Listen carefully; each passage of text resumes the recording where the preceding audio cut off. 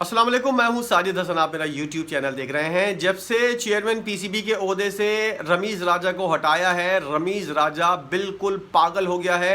वो कहते हैं ना कि एक ऐसी तलाक याफ्ता औरत जिससे कोई शादी करने को तैयार नहीं होता, और वो हर शादीशुदा जोड़े से जो है वो जलती है, खार खाती है।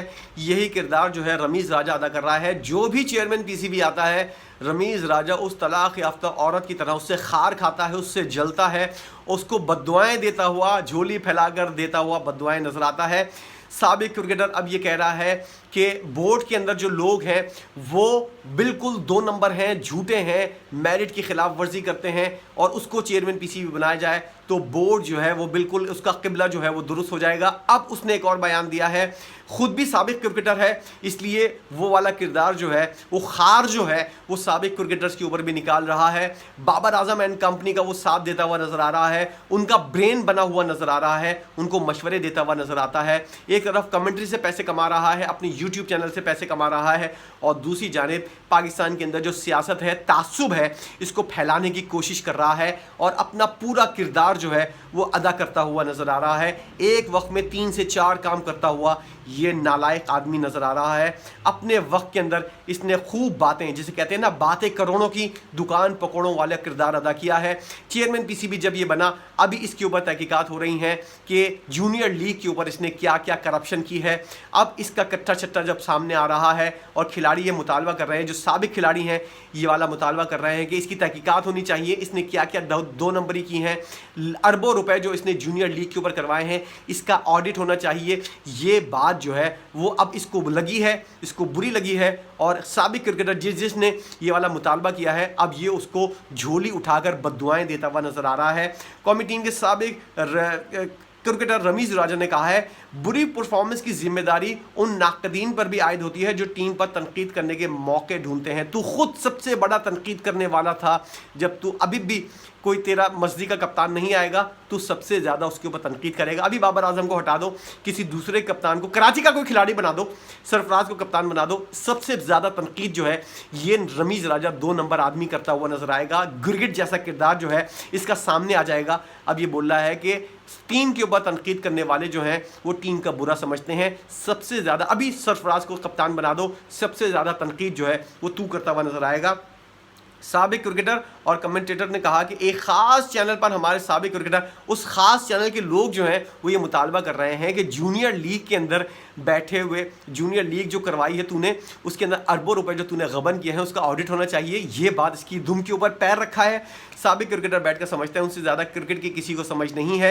ये दुआएं कर रहे होते हैं कि पाकिस्तानी टीम हारे और हमारी हेडलाइंस लगें कि देखा हमने पहले ही कह दिया था। ये वाला किरदार जो है सिर्फ ये वाली बात नहीं है, तुम्हें जो बात लगी है वो ऑडिट वाली बात लगी है, सब जानते हैं ये वाली बात। उन्होंने कहा हमारे साबिक क्रिकेटर तनकीद करते हुए ख्वार हो जाते हैं, जब तक हम उस रवैये को ख़त्म नहीं करेंगे हमेशा पाकिस्तानी टीम दबाव में रहेगी।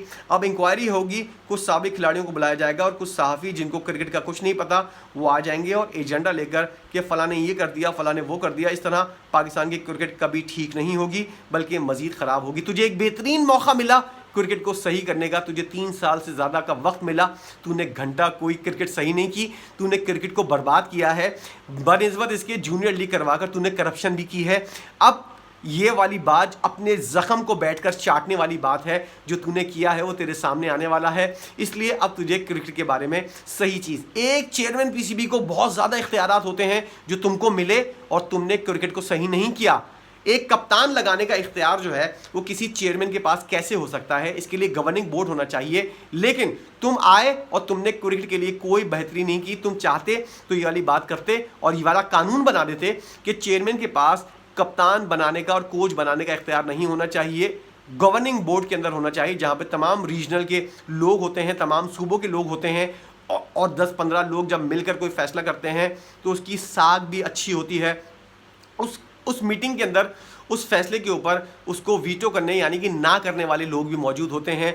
तो एक चेयरमैन पीसीबी के हाथ में ये इख्तियार नहीं होना चाहिए। एक सुनहरी और बेहतरीन मौका एज अ चेयरमैन पीसीबी तुमको मिला, लेकिन तुमने वो मौका ज़ाया कर दिया। अब बैठकर जो तुम शादीशुदा औरतों के ऊपर तुम नज़र लगा रहे हो, खुद तलाक लेकर साइड में बैठ गए और कोई तुमसे शादी करने को तैयार नहीं है, तो तुमको हर शादीशुदा जोड़ा जो है वो बुरा लगता हुआ नज़र आता है। सबसे ज़्यादा तनकीद अभी मैंने जो बात कही है, सरफराज को कप्तान बना दें, सबसे ज़्यादा तनकीद ये करता हुआ नज़र आएगा। और आज बोल रहा है साबिक खिलाड़ी टीम के ऊपर तनकीद करते हैं। इसने ये और मजीद बकवास भी कर रहा है। उसने कहा टूर्नामेंट में हमारा स्पिन और फास्ट बॉलिंग डिपार्टमेंट बिल्कुल फ्लैट रहा, टीम की बॉडी लैंग्वेज कमज़ोर थी, अगर मगर की बुनियाद पर आप वर्ल्ड कप नहीं जीत सकते। तुम वहीं मौजूद थे इंडिया के अंदर जब तुम देख रहे थे अपनी आंखों से कि ये चीज़ हो रही है, तुमने क्यों नहीं रोका? अब तुम्हारे ऊपर भी बहुत सारी जिम्मेदारियां आयद होती हैं। जो तुम तनकीद कर रहे होते हो, जो तुम बातें कर रहे होते हो, खुद तुमने क्या किया सिवाय बाबर आजम को भरने के? इसके खिलाफ चला जा, उसके खिलाफ चला जा, ये बयान दे दे, ये बयान दे दे। तुम खुद मिट्टी का तेल डाल रहे थे, पेट्रोल डाल रहे थे उस आग के अंदर जो भड़की हुई थी, जो छोटी सी आग थी उसके ऊपर तुमने खूब पेट्रोल डालकर आग को भड़काया। बाबर आजम के तुमने कान भरे और उसको 2 नंबरिया करना सिखाया, और अब वो तुम्हारे ही मशवरों के ऊपर और उसका अब्बा तुम्हारे मशवरों के ऊपर चलता हुआ नजर आ रहा है। मुकम्मल तौर पर तुम गाइड कर रहे हो, तासुब की आग तुम टीम के अंदर भड़का रहे हो और टीम के अंदर सियासत कर रहे हो, और अब जाकर तुम ये बकवास करते हुए नजर आ रहे हो। मजीद बकवास करता है कि कप्तान की तब्दीली से कुछ होने वाला नहीं है। तो तूने सरफराज अहमद को क्यों हटवाया था जब तू वहां पर मौजूद था? और तुझे किरदार अदा करना चाहिए था कि कप्तान तब्दील नहीं होता वर्ल्ड कप हारने के बाद। और उसके बाद तुमने ये वाली बात क्यों नहीं की जब सरफराज को हटाया जा रहा था कि कप्तान तब्दील करने से उस वक्त कुछ नहीं होता? सबसे ज़्यादा तुमने कहा था कप्तान को तब्दील करो, कप्तान को तब्दील करो। आज ये बकवास करता हुआ नजर आ रहा है, क्योंकि फिर तासुब वाली बात, सुबाइयत की बात आती है। पंजाबी लॉबी जो है उसका एक बेहतरीन सरगना बना हुआ रमीज़ राजा नज़र आता है। और ये तासुब की आग यानी कि उर्दू बोलने वाले या सिंध से ताल्लुक़ रखने वाले लोगों का, अब मैं ये वाली बात करता नहीं हूँ, लेकिन ऐसी चीज़ हो रही है तो इसकी निशानदेही करनी ज़रूरी है।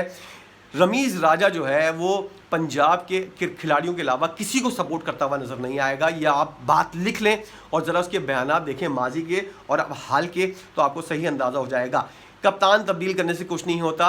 उस वक्त सबसे ज़्यादा ये तनकीद करता था सरफराज अहमद के ऊपर, कप्तान तब्दील करो, तब कप्तान तब्दील करो। उसने कहा कि हमारे क्रिकेटर 80 की बैटिंग और बॉलिंग बबल में जम कर रह गए हैं, जबकि बाकी टीम आगे निकल गई है। अभी सारे लड़के कम उम्र हैं, इसलिए अगले 4-5 साल यही चलेगा। ये वाली चीज़ जो है उसने निशानदेही की है और ये बकवास की है। इसके ऊपर आप क्या समझते हैं? क्या सही किया है मैंने ये वाली बात करके, या फिर गलत किया है? सुबाइयत को हवा देना रमीज़ राजा का काम है।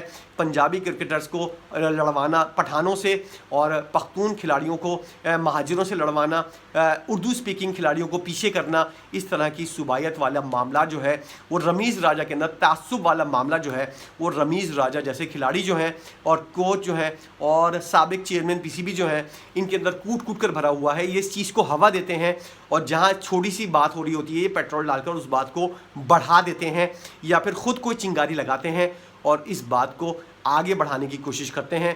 इसके ऊपर आप क्या सोचते हैं? रमीज़ राजा ने जो कुछ भी कहा है, जो किरदार अदा कर रहा है इस वक्त रमीज़ राजा पाकिस्तान क्रिकेट के अंदर, क्या ये किरदार बिल्कुल सही है या गलत है? इस बारे में आपकी अपनी क्या राय है ज़रूर बताइएगा।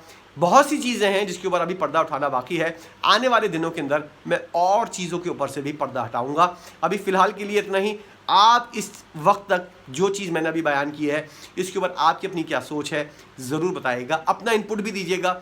हो सकता है आपके पास कोई अहम बात हो, इस बातों के अलावा हो सकता है आपके पास कोई और चीज़ें भी हों, सबूत हों, या कोई इसने ऐसी कोई बात की हो माजी के अंदर जो मुझे याद नहीं रही हो, आप लोगों को याद हो। कमेंट सेक्शन के अंदर आए, इस बहस के अंदर हिस्सा लें और अपना किरदार अदा करें। वीडियो देखने का बहुत शुक्रिया।